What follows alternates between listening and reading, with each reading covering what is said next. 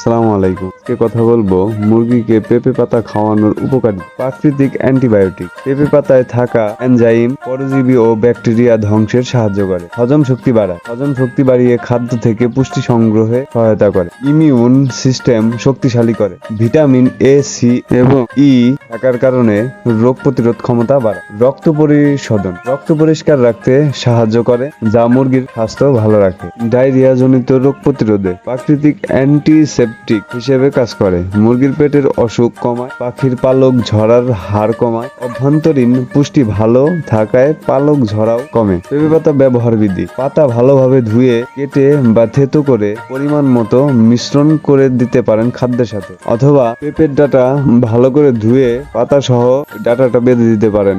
এতে মুরগির যখন মনে চাবে তখন ঠুকরিয়ে খেতে থাকবে। সপ্তাহে 2 বা 3 দিন খাওয়ালে ভালো ফলাফল পাবেন ইনশাল্লাহ। আজকের মতো এই পর্যন্ত। আল্লাহ হাফেজ।